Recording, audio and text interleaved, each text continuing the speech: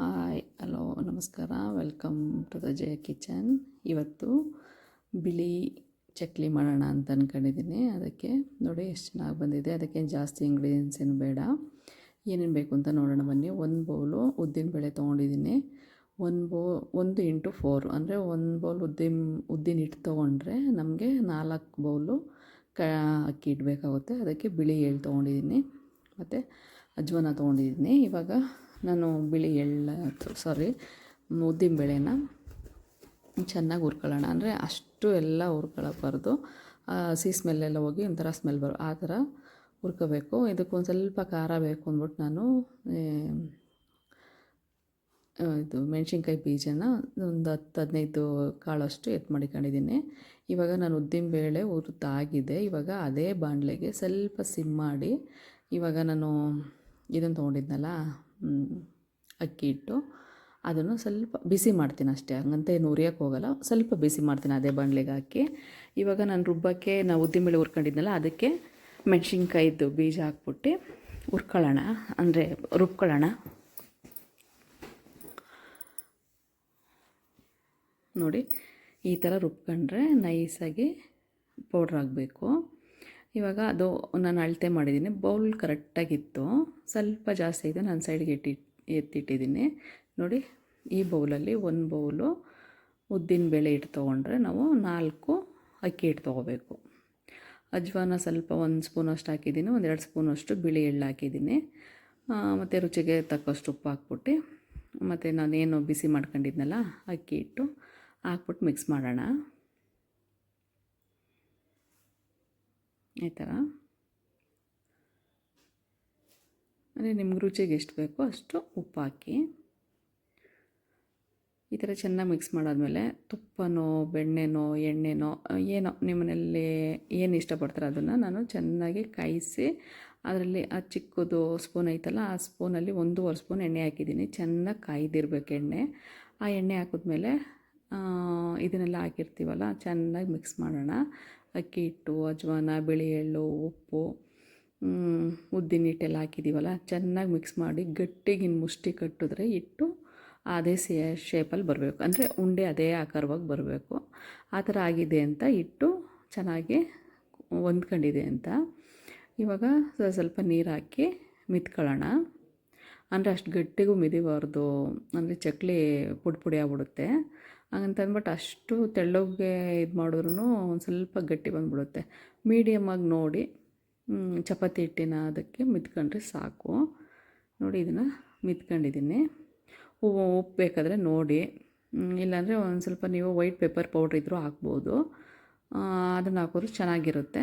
ನೋಡಿ ಈ ಥರ ಚೆನ್ನಾಗಿ ಮಿತ್ಕೊಂಡಿದ್ದೀನಿ. ಒಂದು ಅದಕ್ಕೆ ಬಂದಿದೆ. ನಾನು ಆಲ್ರೆಡಿ ಬಾಣಲೆಯಲ್ಲಿ ಎಣ್ಣೆ ಇಟ್ಟಿದ್ದೀನಿ, ಎಣ್ಣೆನೂ ಕಾಯ್ದಿದೆ. ನೋಡಿ ಈ ಥರ ತುಂಬ ಸಾಫ್ಟಾಗಿ, ಹಂಗಂತ ಅಂದ್ಬಿಟ್ಟು ಫುಲ್ಲಲ್ಲ, ಸಾಫ್ಟಾಗೈತೆ. ಅಂದರೆ ನಾವು ಚಕ್ಲಿ ಒಳಗೆ ಹಿಟ್ಟು ಹಾಕಿದ್ರೆ ಸ್ಮೂತಾಗಿ ಬರಬೇಕದು.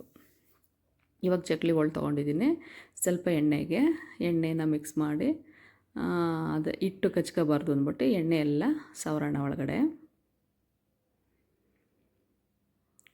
ಆಮೇಲೆ ಪ್ಲೇಟ್ ಹಾಕಿ ಹಿಟ್ಟನ್ನ ಅದು ಎಷ್ಟು ಹಿಡಿಯುತ್ತೋ ಅಷ್ಟು ಹಿಟ್ಟನ್ನ ಇದು ಮಾಡೋಣ.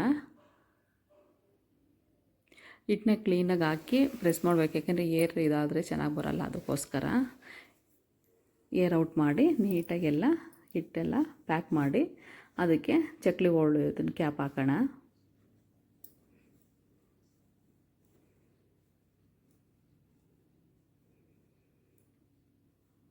ಈ ಥರ ಕ್ಯಾಪ್ ಹಾಕಿ ಟೈಟಾಗಿ ಹಾಕೊಂಡು ರೆಡಿ ಆದಮೇಲೆ ಇವಾಗ 2 ಮೆಥಡ್ ನಾನು ತೋರಿಸ್ತೀನಿ. ನಿಮ್ಗೆ ಯಾವ್ದು ಈಸಿ ಬೇಕೋ ಅದನ್ನು ನೀವು ಟ್ರೈ ಮಾಡ್ಬೋದು.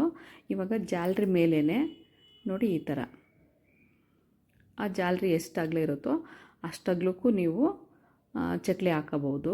ನೋಡಿ ಈ ಥರ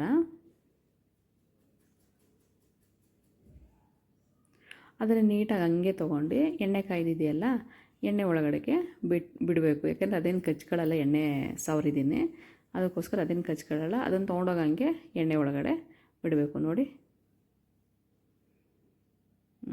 ಎಷ್ಟು ಚೆನ್ನಾಗಿದಾಯಿತು ಅಂತಂದರೆ.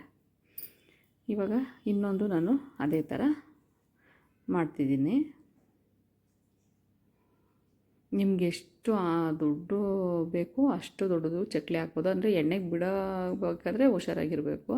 ನಾನು ಈ ಥರ ಇದು ತುಂಬ ಈಸಿ, ನನಗೂ ಈಸಿ, ನಿಮಗೆಲ್ಲ ತುಂಬ ಈಸಿ ಅಂತ ನಾನು ಅಂದ್ಕೊಂಡಿದ್ದೀನಿ. ಇವಾಗ ನೋಡಿ, ನೀವು ಅಕಸ್ಮಾತ್ ಈ ಥರ ಆಗಲಿಲ್ಲ ಅಂದರೆ ನೆಕ್ಸ್ಟ್ ಮೆಥಡು ತೋರಿಸಿದ್ದೀನಿ, ಅದನ್ನು ನೋಡಿ ನಿಮ್ಗೆ ಯಾವುದು ಬೆಸ್ಟ್ ಅನಿಸುತ್ತೋ ಆ ಥರ ನೀವು ಚಕ್ಲಿ ಹಾಕಬಹುದು. ಈ ಚಕ್ಲಿ ನಿಪ್ಪಟ್ಟು ಕೋಡುಬಳೆ ಎಲ್ಲ ದಿಢೀರ್ ಅಂತ ಮಾಡ್ಕೋಬೋದು. ಅದಕ್ಕೇನು 1 ಅವರ್ 2 ಅವರೆಲ್ಲ ಏನು ಬೇಕಾಗಿರಲ್ಲ.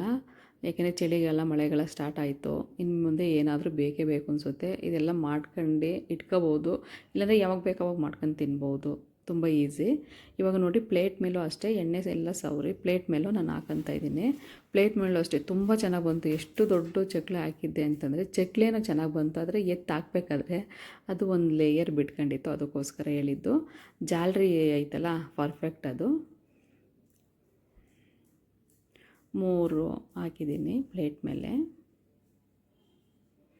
ದಯವಿಟ್ಟು ನನ್ನ ಚಾನಲ್ನ ಯಾರ್ಯಾರು ನೋಡ್ತಾಯಿದ್ದೀರೋ, ಯಾರ್ಯಾರು ಸಬ್ಸ್ಕ್ರೈಬ್ ಮಾಡ್ಕೊಂಡಿಲ್ವೋ ದಯವಿಟ್ಟು ಸಬ್ಸ್ಕ್ರೈಬ್ ಮಾಡ್ಕೊಳ್ರಿ.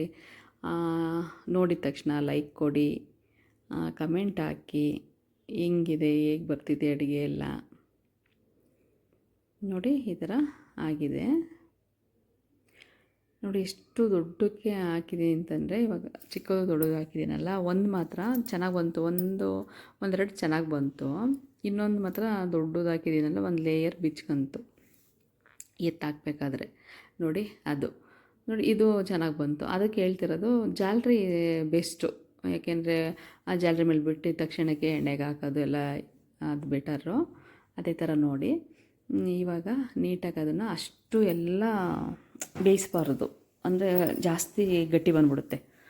ಅಷ್ಟು ಎಲ್ಲ ಇದು ಆಗಿರಬಾರ್ದು, ಮೀಡಿಯಮ್ಮಾಗಿ ನೋಡಿ, ನಿಮಗೆ ಗೊತ್ತಾಗುತ್ತೆ ಎಷ್ಟು ಬೆಂದಿದೆ ಅಂತ ಅಂದ್ಬಿಟ್ಟು. ಈ ಕಡೆಗೆ ಜಾಸ್ತಿನೂ ವೈಟ್ ಆಗಿರಬಾರ್ದು, ಆ ಕಡೆಗೆ ಜಾಸ್ತಿನೂ ಗೋಲ್ಡನ್ ಬ್ರೌ ಕಲರ್ ಬಂದಿರಬಾರ್ದು. ಸೆಂಟ್ರಲ್ಲಿ ಇರುತ್ತಲ್ಲ ಆ ಥರ ಆದರೆ ಪರ್ಫೆಕ್ಟಾಗಿ ಬೆಂದಿದೆ ಅಂತ. ಯಾಕೆಂದರೆ ಇದಕ್ಕೆ ನಾನು ಏನು ಇವಾಗ ಹಸಿಮೆಣ್ಸಿನ್ಕಾಯಿದಿರ್ಬೋದು, ಒಣಮೆಣ್ಸಿನ್ಕಾಯಿ ಪೌಡ್ರ್ ಏನೂ ಬೆರೆಸಿಲ್ಲ. ಇವಾಗ ವೈಟ್ ಚಕ್ಲಿ ಅಂದರೆ ವೈಟಾಗೇ ಇರಬೇಕು ಅಂದ್ಬಿಟ್ಟು ನಾನು ಜಾಸ್ತಿ ಏನು ಹಾಕಿಲ್ಲ. ಹಾಕಿರೋದೇ 3-4 ಇಂಗ್ರೀಡಿಯೆಂಟ್ಸ್ ಅಷ್ಟೇ. ನೋಡಿ ಎಷ್ಟು ಚೆನ್ನಾಗಿ ಬಂದಿದೆ ಅಂತ. ಚಕ್ಲಿ ಥರ ಮುಳ್ಳಾಗಿ ಎಷ್ಟು ಚೆನ್ನಾಗಿ ಬಂದಿದೆ ಅಂತ. ತುಂಬ ಚೆನ್ನಾಗಿ ಬಂದಿತ್ತು. ಇನ್ನೆರಡು ಹಾಕಿದ್ದೀನಿ. ಆಮೇಲೆ ಕರಿಬೇವಿನ ಸೊಪ್ಪನ್ನು ಮೇಲೆ ಹಾಕಿ ಎಣ್ಣೆಯಲ್ಲಿ ಫ್ರೈ ಮಾಡೋಣ. ನೋಡಿ, ಇಷ್ಟಾದರೆ ಸಾಕು. ಈ ಕಲರ್ ಬಂದಿದೆಯಲ್ಲ, ಈ ಕಲರ್ ಬಂದರೆ ಸಾಕು.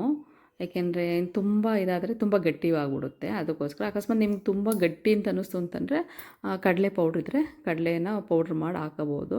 ನಮಗೇನು ಅಷ್ಟೆಲ್ಲ ಏನು ಗಟ್ಟಿ ಅನ್ನಿಸ್ಲಿಲ್ಲ, ತುಂಬ ಚೆನ್ನಾಗಿತ್ತು, ಟೇಸ್ಟಿಯಾಗಿತ್ತು. ನೋಡಿ ಈ ಥರ ಎಷ್ಟು ಚೆನ್ನಾಗಿ ಕಾಣಿಸ್ತಿದೆ ಅಂತ. ನೀವೊಂದ್ಸಲ ಟ್ರೈ ಮಾಡಿ ಹೇಗಿದೆ ಅಂತ. ಕಮೆಂಟ್ ಅಂತೂ ಹಾಕೋದು ಮರಿಬೇಡ್ರಿ, ಕಮೆಂಟ್ ಹಾಕಿ. ತುಂಬ ಚೆನ್ನಾಗಿ ಬಂದಿತ್ತು. ಅಷ್ಟು ಗಟ್ಟಿನೂ ಇರಲಿಲ್ಲ, ಅಷ್ಟು ಸ್ಮೂತು ಇರಲಿಲ್ಲ, ಪರ್ಫೆಕ್ಟಾಗಿ ಬಂದಿತ್ತು.